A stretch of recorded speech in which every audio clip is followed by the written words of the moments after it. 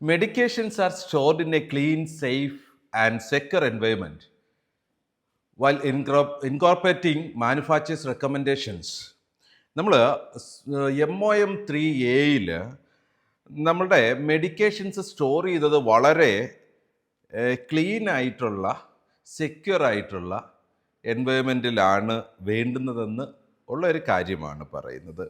ഒരുപാട് കാര്യങ്ങളൊന്നും വിശദമായി പഠിക്കാനുള്ള ഒബ്ജക്റ്റീവ് എലമെൻ്റ് അല്ലത്. പ്രധാനപ്പെട്ട 2-3 കാര്യങ്ങൾ നമുക്കൊന്ന് ഡിസ്കസ് ചെയ്തു പോകാം.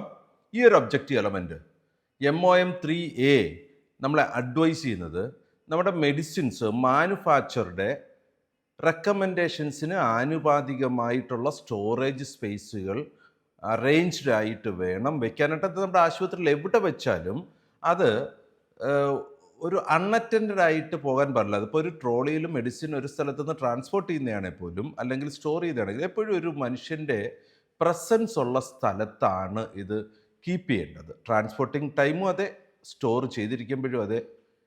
നമുക്കവിടെ ടെമ്പറേച്ചർ കീപ്പ് ചെയ്യേണ്ട കാര്യമുണ്ട്. എസ്പെഷ്യലി നമ്മുടെ വാക്സിൻസ് ഒക്കെ സൂക്ഷിക്കുമ്പോൾ മാനുഫാക്ചർ കൃത്യമായ ടെമ്പറേച്ചർ മെൻഷൻ ചെയ്ത് ഓരോ ഡ്രഗിലും തന്നിട്ടുണ്ട്. ആ ടെമ്പറേച്ചർ ദിവസത്തിൽ ഒരു തവണയെങ്കിലും അവിടെ മെയിൻറ്റെയിൻ ചെയ്യുന്നു എന്നുള്ളത് റെക്കോർഡ് ചെയ്യാൻ നമുക്ക് ബാധ്യതയുണ്ട്.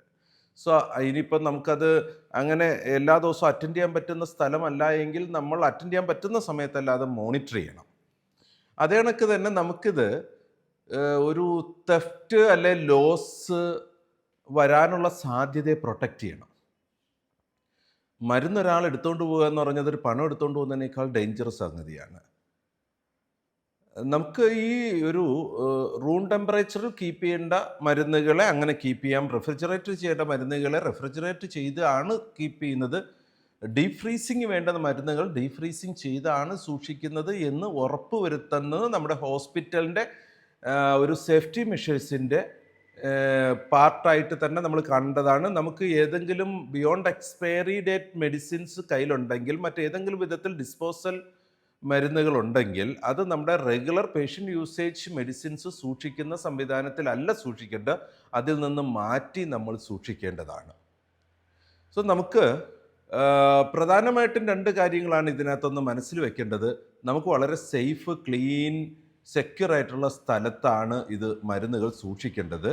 അത് ഏത് ഡിപ്പാർട്ട്മെൻറ്റിലും, ഫാർമസി മാത്രമല്ല, ക്ലിനിക്കൽ ഏരിയാസിലൊക്കെ ഉപയോഗിക്കുമ്പോഴും ഇതേ കാര്യങ്ങൾ നമുക്ക് ശ്രദ്ധിക്കേണ്ട കാര്യമുണ്ട്. മൊത്തത്തിലുള്ള നമ്മുടെ വൃത്തി വളരെ പ്രധാനമാണ്. അതണക്കിന് ടെമ്പറേച്ചർ മെയിൻറ്റെയിൻ ചെയ്യുന്നത് പ്രധാനമാണ്. നമുക്ക് ഡിസ്പെൻസിങ്ങിനുള്ള മരുന്നുകൾ സെപ്പറേറ്റ് ആയിട്ട് സ്റ്റോർ ചെയ്യണം. ഇതിനെയാണ് നമ്മൾ സേഫ് ആൻഡ് സെക്യൂർ എന്നൊക്കെ അതുകൊണ്ട് ഉദ്ദേശിക്കുന്നത്. So MOM3A medications are stored in a clean and safe, secure environment എന്നതാണ്.